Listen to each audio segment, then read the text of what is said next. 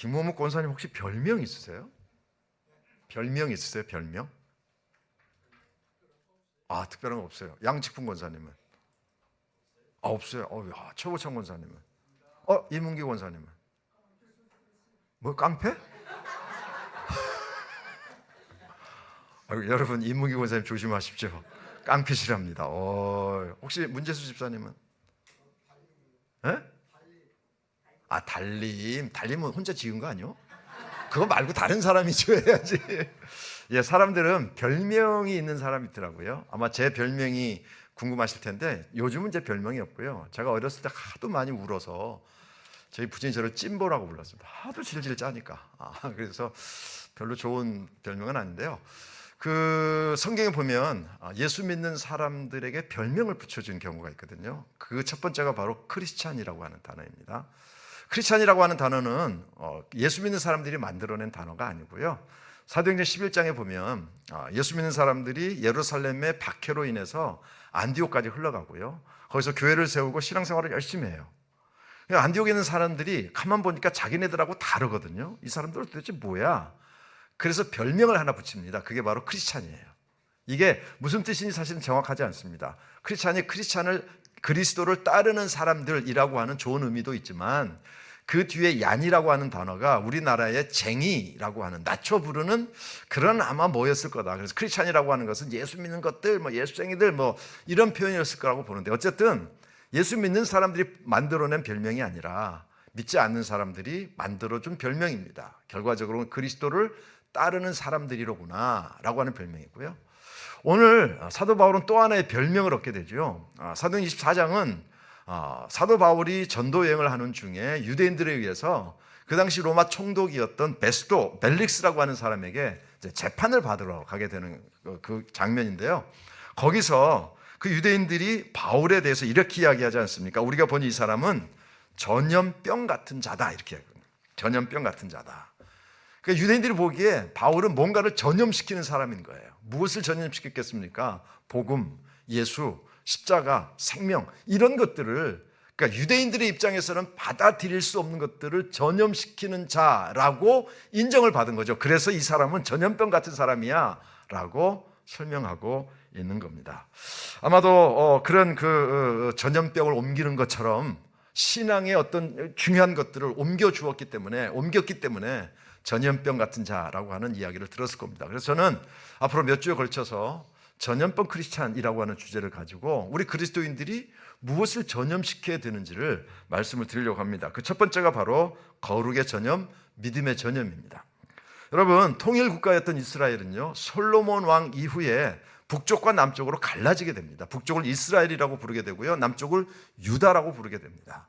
북쪽 이스라엘의 왕들은 거의 성인이 됐을 때의 왕이 됩니다. 왜냐하면 북쪽은 아버지에게서 아들로 이어지는 왕조라는 게 특별하게 없습니다. 그저 한두 정도, 두세 대 정도 이렇게 가는 경우는 있지만 거의 중간에 살해당해서 자리를 뺏기거나 이런 일들이 있었기 때문에 북쪽 이스라엘의 왕 중에는 나이 어려서 왕이 된 사람들이 거의 없습니다. 그런데 남쪽 유다는 다윗의 자손들만 왕이 되잖아요. 다윗의 아들 솔로몬, 솔로몬의 아들 르호보암, 아사 이렇게 계속해서 내려가기 때문에 그 왕조, 그러니까 다윗의 혈통에 있는 사람이 왕이 돼요. 그러다 보니까 아버지가 일찍 죽으면 아들이 어려도 왕이 되는 경우들이 적지 않습니다. 예를 들면 우시야 왕 같은 경우는 16살의 왕이 되고요. 므낫세와 아몬이라고 하는 왕은 12살의 왕이 됩니다. 요시야라고 하는 왕은요, 더 어려서 8살에 왕이 되거든요. 그런데 그보다 더 어린 나이에 왕이 된 사람이 있습니다. 그게 바로 요시야라고 하는 왕인데요. 요시야가 왕이 될 때는 7살이었습니다. 여러분, 가장 어린 나이에 왕이 되었지만 요아스는 신실한 왕 중에 속하는 그런 사람이었던 것이죠. 자, 그런데 사실 잘 살펴보면 요아스는 왕이 될 왕이 되지 못할 뻔했습니다. 왕이 되지 못할 뻔뿐만 아니라 어린 나이에 죽을 뻔했어요. 그 사건이 바로 오늘 우리가 읽은 역대하 22장 10절, 11절, 12절의 내용이 바로 거기에 나오는 겁니다. 자, 여러분, 제가 아달랴라고 하는 여왕이 있다는 말씀을 드렸죠. 남쪽과 북쪽을 합쳐서 모든 왕들이 다 남자인데 남쪽 유다의 7번째 왕이 유일한 여자야. 아달랴입니다. 아달랴는요, 아시는 대로 북쪽 이스라엘의 아합과 이세벨의 딸인데 여호사밧의 며느리가 됩니다. 그래서 여호사밧의 아들이었던 여호람과 결혼을 해요. 그런데 여호람과 아달랴 사이에 난 아들이 아하시야입니다. 그래서 여호사밧이 죽고 그 다음에 여호람이 왕이 되고 그 아들 아하시야가 왕이 됐는데, 아하시야가 안타깝게도 1년밖에 통치를 못하고 일찍 죽어요. 그러면 그 아하시야의 아들 중에 왕으로 세워야 되는데 아달랴가 아하시야의 아들들을 다 죽입니다. 다른 말로 하면 할머니가 손자들을 죽이는 거예요. 여러분 보니까 아달랴가 얼마나 무서운 사람인지 아시죠? 여기 할머니들, 할아버지들 계신데 자식은 미워도 손자들은 믿지 않더라고, 희한하게. 그런데 손자들을 죽였다, 진멸했다. 얼마나 악독한 여자인 줄 아시죠? 그리고 그 자식들을 다 죽이고 자기가 7번째 왕이 돼요. 그래서 아달랴가 여왕으로서 유일하게 왕이 된 거죠. 자, 그런데 그 할머니가 그 손자들을 다 죽여요. 할머니가 손자들을 죽이는 이유가 있었습니다. 그게 뭐냐면 오늘 성경에 보면 그 다윗의 왕국의 씨를 모두 진멸하려고 했던 겁니다. 북쪽 이스라엘 출신이라는 말씀드렸죠. 그러니까 남쪽 유다의 다윗의 씨들이 계속해서 왕이 되는 것을 자기가 끊어버리려고 한 거예요. 그래서 자기 손자들을 처절하게 다 죽여버리고 마는 것이죠. 여러분, 그때에 여호사브앗이라고 하는 여인이 요시야를 구해냅니다. 그리고 그 여호사브앗이 6년 동안 그 요아스를 잘 보호해줬다가 7살이 되던 해에 요아스가 왕이 되게 하고, 그 7번째 왕이었던 아달랴는 그 요아스를 돕는 사람들에 의해서 결국은 목숨을 잃고 처형을 당하게 되는 것이죠. 자, 그런데 여러분, 제가 오늘 본문을 읽으면서 여러분들 좀 이상한 거 못 느끼셨어요? 이상한 거 느껴야 됩니다. 왜냐하면 아달랴가 손자들을 죽이잖아요. 근데 여호사브앗은 열왕기에 보면 여호세바라고도 표현되어 있거든요. 여호사브앗이 누구냐면 아달랴의 딸이에요. 그러니까 자기 어머니는 손자들을 죽여요. 자기에게는 조카들이죠. 조카들을 죽여요. 그런데 이 아달랴의 딸이었던 여호사브앗은 그 조카들이 죽는 와중에 요시야를 건져내서, 깐난아기를 건져내서 유모와 함께 몰래 감추어 주었단 말이죠. 이게 이상하다는 겁니다. 어머니가 손자들을 죽이는데 딸이 반대편에 서요. 아달랴의 집안은 모두가 다 불신앙의 집안입니다. 아달랴는 뭐 말할 것도 없죠. 아합과 이세벨의 딸이니까 이건 아주 그냥 그냥 저 뿌리부터 불신앙이에요. 그 불신앙의 여인과 결혼한 여호람, 이건 뭐 말도 할 것도 없지 뭐. 치맛자락 붙잡고 다 불신앙의 왕이 된 거예요. 아하시야 불신앙의 왕입니다. 그러니까 모든 가족들이 다 불신앙인데, 희한하게도 그 유명한 아달랴의 딸이 신실한 사람이에요. 아달랴의 딸이 자기 어머니가 하는 일을 막아요. 이게 막은 게 보통 일이 아니잖아요. 다윗의 왕조를 끊어놓으려고 하는 것을 막아요. 이걸 누가 하느냐? 아달랴의 딸 여호사브앗이 한단 말이죠. 놀라운 일입니다. 그래서 오늘 일어난 사건이 조금 이상한 사건이다라는 것이죠. 아버지, 어머니도 불신앙, 자기 남편도 불신앙, 모든 가족들이 다 불신앙. 그런데 유일하게 여호사브앗만큼은 하나님을 섬기는 사람이었고요. 여러분 생각해 보십시오. 아달랴가 손자들을 죽여요.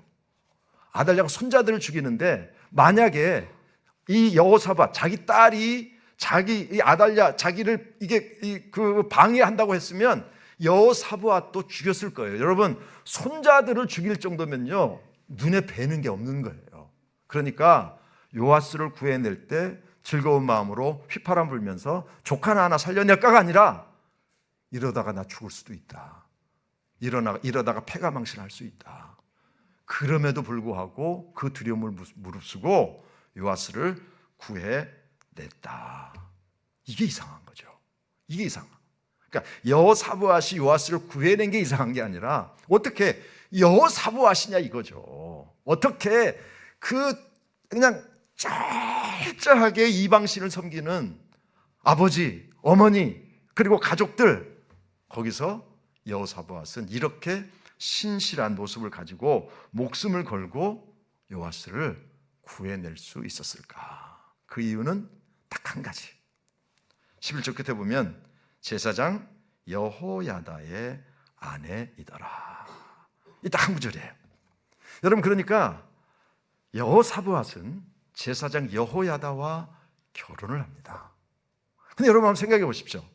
어렸을 때부터 아달랴는 자기 딸을 붙잡고 하나님 잘 믿으라고 했을까요? 신실한 하나님의 백성 되라고 했을까요? 아닐 겁니다. 무조건 우상 섬기게 했을 거고요. 아마 우상 섬기는 게 데리고 다녔을 거고요. 그러니까 무슨 말씀을 드리고 싶은가 하면, 여호사밧이 여호야다와 결혼했을 때 믿음이 좋은 상태가 아니라 믿음이 없거나 믿음이 조금 있거나 그 정도일 수밖에 없지요. 그런데 여호야다와 결혼하면서 어떻게 돼요? 믿음이 생겨난 거죠. 믿음이 좋아진 거죠.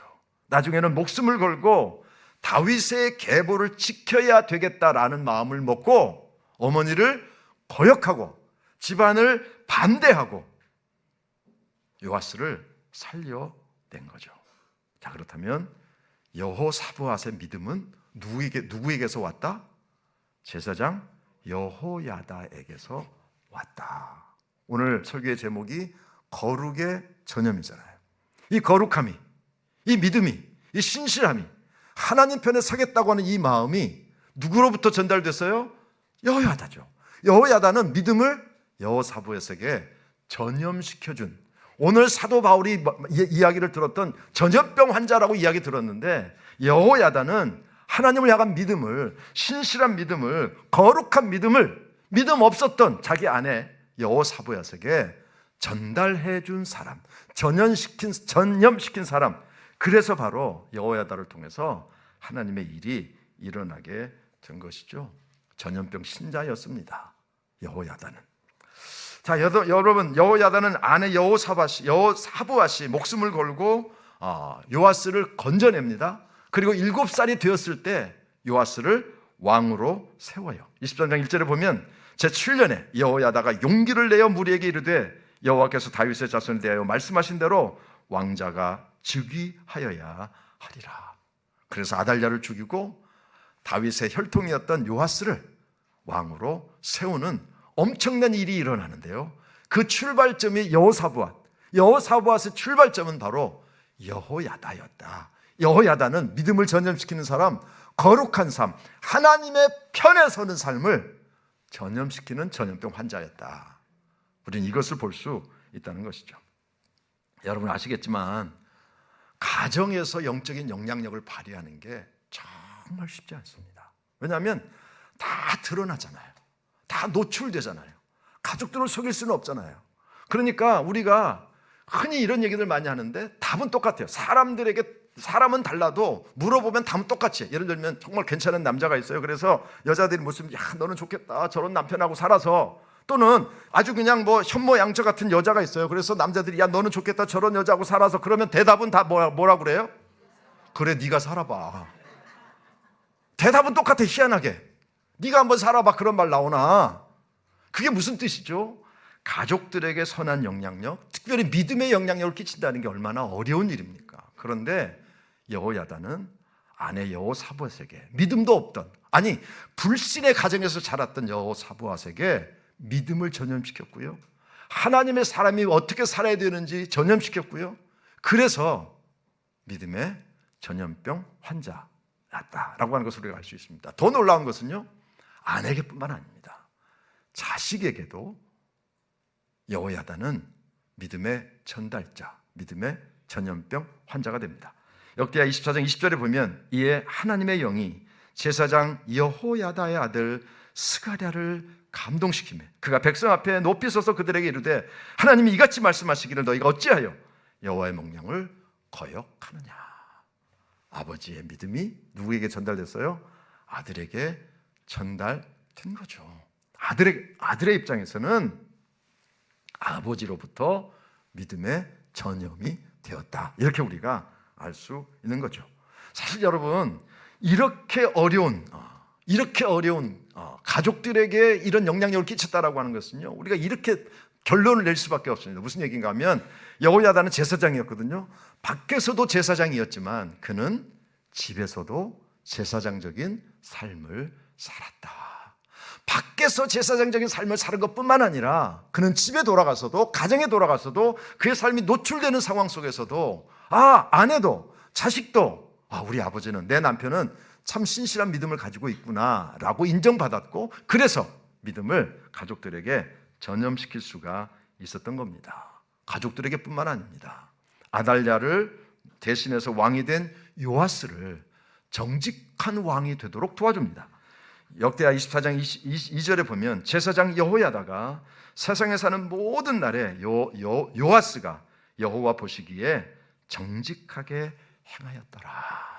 여러분, 가족들뿐만 아닙니다. 요아스 왕에게조차, 그 어린 왕이 정직하게 살아가는 일에 여호야다가 믿음을 전염시킨 거죠. 거룩한 삶을 전염시킨 거죠. 하나님의 사람으로 어떻게 살아야 되는지 정직한 삶을 전염시킨 거죠. 그런 면에서 거룩의 전염, 믿음의 전염, 첫 번째 전염병 환자가 바로 여호야다라는 것입니다. 여러분, 여호야다 한 사람이 믿음을 지킨 거잖아요. 모두가 다 불신의 시대인데 여호야다가 믿음을 지킴으로, 건강한 믿음으로 올바로 섰습니다. 다윗의 왕조를 지킬 수 있었고요. 거룩한 전염이 사람들에게 흘러가, 그 역할을 이 시대에 우리가 해야 될 줄로 믿습니다. 여러분, 대한민국의 희망이 무엇일까요? 이제 또 새로운 대통령이 세워지고 그러면 좋아질까요?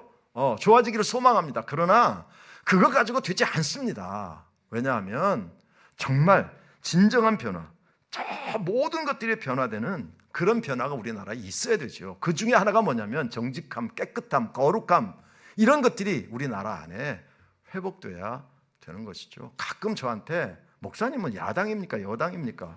궁금해하시는 분들이 있는데 나는 예수당이에요. 저는 우리나라의 당을 지지하지 않습니다.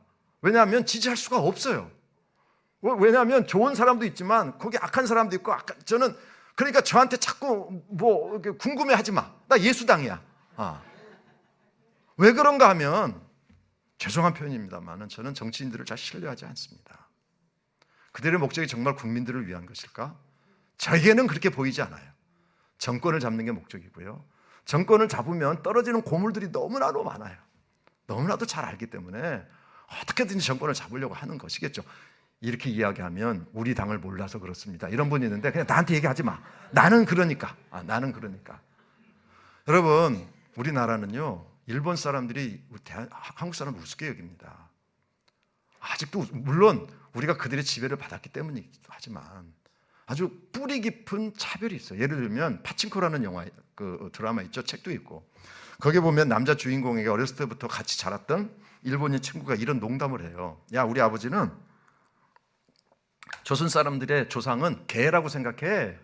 이런 농담을 해요. 왜 그런 줄 아시죠? 일본 사람들은 이렇게 머리를 숙이고 식사를 하지 않습니다. 대개 그릇을 들어서 식사를 하는데 우리나라 사람들은 조용히 그릇에 머리를 박고 밥을 먹는데 꼭 개 같다는 거죠. 그래서 조상이 개일 거야 라고 차별 대우하는 거죠. 근데 이것뿐만이 아니라 사회적인 어떤 이 생각 때문에 우리 한국 사람들을 무시합니다. 그 통계 중에 하나가 뭔지 아세요? 사기 범죄가 일본보다 한국이 10배가 많아요. 인구수는 적은데 사기 범죄 건수가요, 일본의 10배래요. 일본 사람들이 마음속으로 한국 사람들을 사기꾼, 이런 의식을 가지고 있는 거죠. 우습게 보는 거죠. 근데 이게 정말 제가 안타까운 얘기인데요. 지금 저는 이제 미국을 떠난 지 22년 됐기 때문에 이제 지금은 잘 모르겠습니다만, 저희가 처음 미국에 갔을 때 이런 얘기를 외국 사람들한테 들은 거예요. 일본 사람들은 신뢰할 만하다. 일본 사람들은 약속 잘 지킨다. 일본 사람들은 믿을 만하다. 그런데 한국 사람들은 조심해야 돼. 언제 등 돌릴지 모르고 언제 속일지 모르고, 이런 얘기를 제가 직접 들었거든요. 이게 너무 안타까운 거예요. 보세요. 여러분, 정치가 바뀐다고? 아니에요. 정말 바뀌어야 될 것이 뭐냐면 거룩함의 회복, 깨끗함의 회복.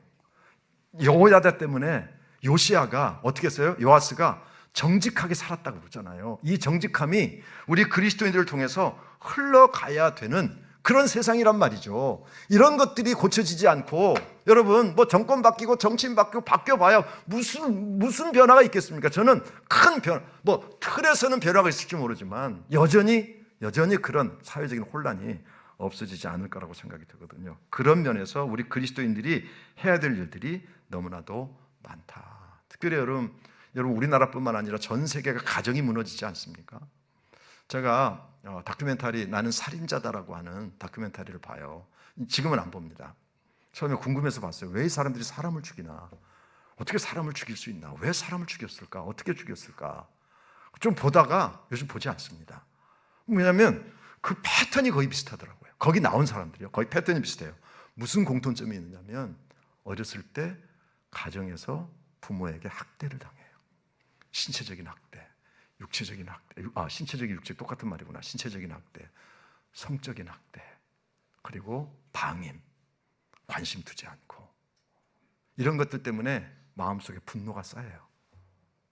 그런 아이들이 다 살인을 한다는 이야기가 아니라 그런 공통점이 있더라고요. 거기 나오는 사람. 이런 분노가 쌓이다가 어느 순간에 욱 하면서 사람을 죽이게 되는 거죠. 자, 이런 모든 것들이 지금 세계적인 추세잖아요. 세계적인 추세. 이런 흐름을 막을 수 있는 게 도대체 뭘까? 정말 정책만 바꾸면 될까? 정치인만 바꾸면 될까? 무슨 경제가 발전하면 될까? 아니에요. 정말 나라를 걱정한다면, 정말 이 세상을 우리가 구하기를 원하는 우리 그런 사명을 가지고 있다면 우리를 통해서 거룩함이, 우리를 통해서 믿음이, 우리를 통해서 깨끗함이, 우리를 통해서 정직함이 흘러가야 되는 거죠. 여호야다, 한 사람의 믿음이, 한 사람의 거룩함이 나라를 살려요. 여러분, 아달랴를 모든 사람들이 두려워할 때 23장 1절에 보면 여호야다가 용기를 내어잖아요. 용기를 내요. 이게 무슨 말입니까? 아달랴를 죽이고 요아스를 세우는 게 쉬운 일이 아니었다는 거죠. 용기를 내지 않으면 안 된다는 것이었죠. 다른 말로 하면 아달랴를 죽이자고, 아달랴를 반역하자고, 아달랴를 쫓아내자고, 그러다가 큰일 당하면 어떡해? 라고 사람들이 두려워하고 있었다. 그들이 아달랴를 인정한 게 아니라 아달랴의 힘에, 아달랴의 권세에 숨죽이고 있는 거죠. 잘못되면 안 되니까. 그래서 여호야다가 용기를 내요. 그랬더니 이 용기가 다른 사람에게 전염돼요.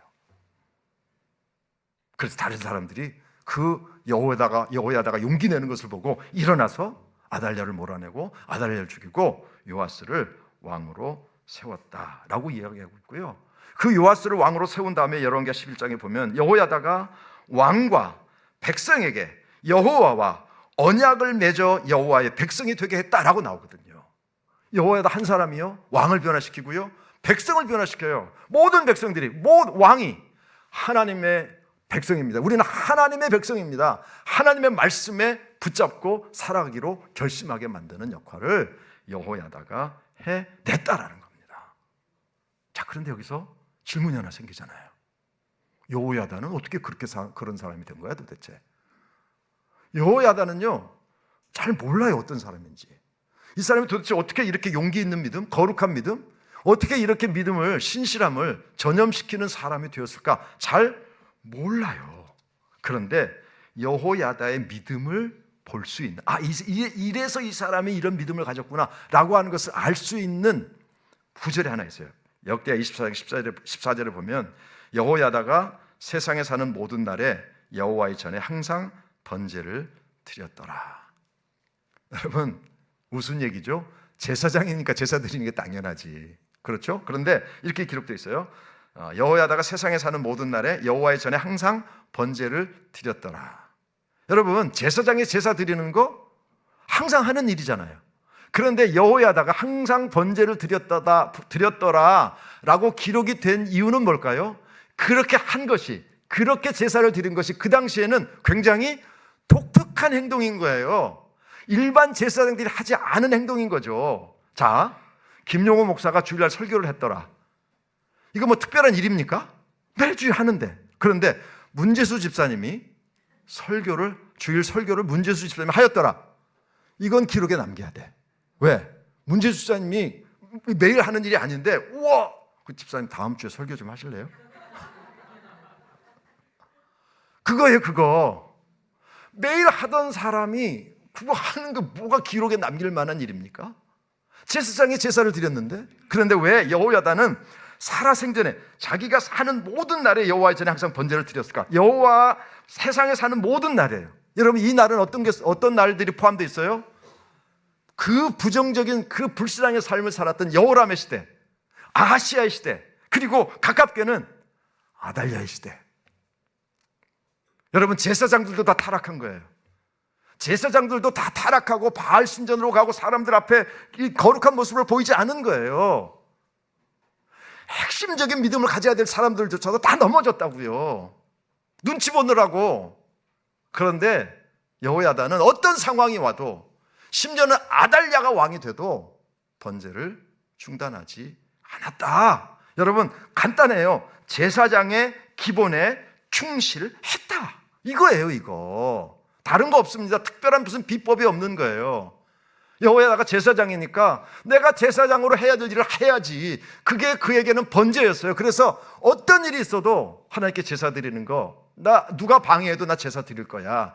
이게 바로 여호야다를 거룩하게 만들고요, 믿음의 사람으로 만들고요, 용기 있는 사람으로 만들고요, 다윗의 왕위 대가 끊어질 것을 구해내는 사람으로 만들어 냈던 거죠. 여러분, 정말 우리가 이 시대의 여호야다가 되고 이 시대의 전염병 환자가 되어서 거룩함과 정직함과 깨끗함과 믿음을 누군가에게 흘러가게 하기 원하세요?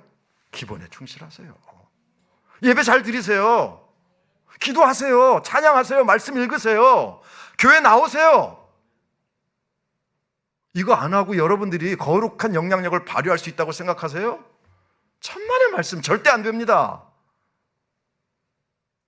기본에 충실해야 돼요. 기본에 충실해서 그리스도인이 정직하게 살면 너무나도 당연한 건데, 그리스도인이 거룩하게 살면 너무나도 당연한 건데, 그 당연한 것이 무기가 돼요. 어떤 무기요? 하나님이 사용하실 수 있는 강력한 무기가 되는 거죠. 여러분, 여호야다가 우리랑 다른 사람이 아니에요. 그에게도 두려움이 있었겠죠. 그러니까 용기를 냈겠죠. 그럼에도 불구하고 그가 하나님 앞에 번제를 드리면서 제사장적인 삶을 나는 절대 포기하지 않을 거야. 그래서 그의 삶 속에 거룩함이, 그의 삶 속에 믿음이, 그의 삶 속에 하나님 편에 서겠다는 결심이 있으니까, 사실 이거 누구나 해야 되는 거 아닙니까? 아니, 여호야다만 하는 겁니까? 제사장만 해야 되는 겁니까? 우리 모두가 그래야 되는 거 아닙니까? 하나님 믿는 사람이라면 신실해야 되고 거룩해야 되고 깨끗해야 되고 정직해야 되고 하나님 편에 서야 되죠. 모두가 다 그래야 되죠.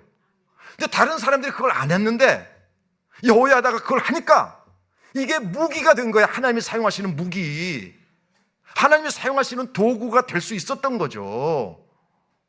우리에게도 마찬가지입니다. 우리가 무슨 신비한 힘이 있어야 되고 사회적으로 아닙니다. 우리를 통해서 거룩함이 흘러가게 하면 그게 바로 하나님의 도구가 되고, 그게 바로 하나님의 역사를 일으킬 수 있는 겁니다. 한국 교회의 초기 도덕성이라는 연구 논문이 있습니다. 이게 무슨 말인가 하면, 한국 교회가 초기에 어떤 도덕성을 가지고 그리스도인들이 살았는가 하는 연구 논문이 있어요. 제가 이걸 다 읽어보지 못했는데 거기에 재미있는 사건을 하나 발굴해서 기록해 놓은 게 있습니다. 그게 뭐냐면 1920년에 한 지역에서 살인사건이 난 거예요. 살인사건이 났는데 요즘식으로 하면 심증은 있는데 뭐가 없어? 물증이 없어요. 분명히 이 사람이 죽인 것 같아. 그런데 물증이 없어요. 단 한 가지만 있어. 그게 뭐냐면 그 살인 현장을 목격한 여인 한 사람이 있어요. 그러니까 여인 한 사람 빼놓고는 이 사람이 죽였다는 증거가 단 하나도 없어. 이런 경우에 그가 살인의 판결을 받기가 정말 쉽지 않거든요. 그런데 이 판사가 심증만 있고 물증은 없는 유일한 증인 한 사람만 있는 이 여인의 증인을 듣고 살인죄 판결을 내려요. 근데 그 판결을 내린 이유가 굉장히 희한합니다. 제가 좀 읽어볼게요. 물증은 없지만 증인으로 나온 여인은 야소교 신자이다. 야소교가 옛날에 예수를 야소로 불렀잖아요. 야소교는 예수교 또는 기독교, 그러니까 옛날 우리 기독교를 야소교라고 불렀거든요. 물증은 없지만 증인으로 나온 여인은 야소교 신자이다. 그러므로 그녀의 말은 틀림없이 사실일 거다. 이게 우리나라 역사에 있는 거예요. 우리나라 역사에. 판사가 저 사람 예수 믿는 사람이잖아, 교회 다니는 사람이잖아, 그러면 거짓말 할 리가 없지. 그러면 저 여인의 증인은 신실한 거지, 진짜인 거지, 절대 거짓말 할 리 없지. 그러니까 너 살인한 거야 라고 판결을 내렸단 말이죠. 이게 한국 교회 초기의 도덕성이라는 연구 논문에 실려 있는 거예요. 제가 만들어낸 게 아니라. 어떤 영향력을 끼쳤는지 여러분 이제 이해가 되시죠? 법으로 판결을 내려야 되는 판사조차도 예수 믿는 사람 신실한 거야, 예수 믿는 사람 거룩해, 예수 믿는 사람 정직해, 예수 믿는 사람 깨끗해, 그러니까 믿어도 돼 라고 하는 영향력을 발휘할 수 있던 것이죠. 그게 바로 오늘 이 시대의 한국교회가 해야 될 일이고 그리스도인인 저와 여러분이 해야 될 일이라고 저는 믿습니다. 그래서 우리는 믿음의 전염병 환자가 돼야 되는 거죠. 자, 그런데 여러분이 이미 전염병 환자예요. 이미 여러분들은 뭔가를 전염시키고 있습니다. 여러분이 예수 믿는다는 사실을 아는 사람이라면, 여러분이 교회를 다니고 있다는 사실을 아는 사람이라면 이미 여러분을 평가하고 있을 거예요. 두 가지일 겁니다. 하나는 믿음의 전염이냐, 아니면 믿음의 오염이냐. 여러분은 믿음을 오염시키는 자들입니까? 아니면 믿음을 전염시키는 자들입니까? 이것이 우리의 책임이라는 것이죠. 우리는 빛의 자녀들입니다. 요한은 이야기, 너희들은 빛의 자녀라. 빛의 자녀들처럼 행하라. 여러분, 우리 빛의 삶을 살아야 돼요. 그런데 우리는 예수님 같이 태양빛은 못 돼. 그래도 작은 빛이라도 비추면 그 빛이 있는 주변은 어떻게 돼요? 어둠이 물러간다고요. 환해진다고요. 그러니까 우리가 어떻게 해야 돼요? 믿음의 전염자가 돼야 되는 거죠. 여러분 보세요. 여호사밧이 신실한 왕입니다. 그런데 여호사밧 집안에 아달랴가 시집을 와요. 아달랴가 시집을 와서 불신앙을 전염시키기 시작합니다. 여호사밧 왕의 입장에서 보면 오염되는 거죠. 믿음의 집안이었는데 아달랴가 들어와서 불신앙을 전염시키니까 여호사밧의 가정의 입장에서는 오염된 거지만 어쨌든 불신앙을 전염시켜요. 아달랴의 불신앙이 남편 여호람에게 전달되죠. 아달랴와 여호람의 불신앙이 아들 아하시야에게 전달되죠. 그리고 모든 사람들에게 전달되죠. 여러분, 이게 얼마나 무서운 겁니까? 그게 바로 오염이거든요. 그런데 놀랍게도 여호야다가 있어요. 여호야다는 오염된 그 세상 속에서 믿음을, 신실한 믿음, 깨끗한 믿음, 정직한 믿음을, 거룩한 믿음을 전염시켰어요. 그래서 여호야다가 여호사밧 아내에게, 스가랴에게, 요아스에게, 그 주변 사람들에게 전염시킬 때에 어떻게 해요? 아달랴를 물리치고 다윗의 계보, 그 중에 있는 요아스가 왕이 되는 놀라운 역사를 일으킬 수 있었던 거죠. 여러분, 작은 영역이어도 좋습니다. 여러분의 삶의 영역에서 빛이 되십시오. 거룩함이, 믿음이, 깨끗함이, 정직함이 여러분을 통해서 전염되고 흘러갈 때에 하나님께서 기뻐하시고 그것이 여러분의 무기가 되어 이 시대에 하나님의 영광을 드러내는 복된 삶을 살게 될 줄로 믿습니다. 바울처럼, 여호야다처럼 믿음의 전염병 환자들이 되시기를 주의 이름으로 축원합니다. 하나님 감사합니다. 바울을 통해 복음이 전염되었습니다. 여호야다를 통해 신앙과 거룩함과 정직함이 전염되었습니다. 이 시대에 우리가 그렇게 살기를 소원합니다. 아버지, 그리스도인다움을 잊지 않게 도와주시고 예수 믿는 사람이 어떻게 살아야 되는지 기본에 충실하게 하셔서 나를 통해 거룩의 전염, 믿음의 전염, 깨끗함의 전염, 거룩의 전염이, 정직의 전염이 일어날 수 있는 놀라운 역사가 있게 하여 주시옵소서. 그 중심에 에바다교회 성도들을 세워주시고 그 중심에 에바다교회를 세워주시고 우리 한 사람 한 사람 세워주셔서 이 시대에 빛의 자녀로 행하는 승리자들이 될 수 있도록 역사하여 주옵소서. 예수님의 이름으로 감사하며 기도합나이다. 아멘.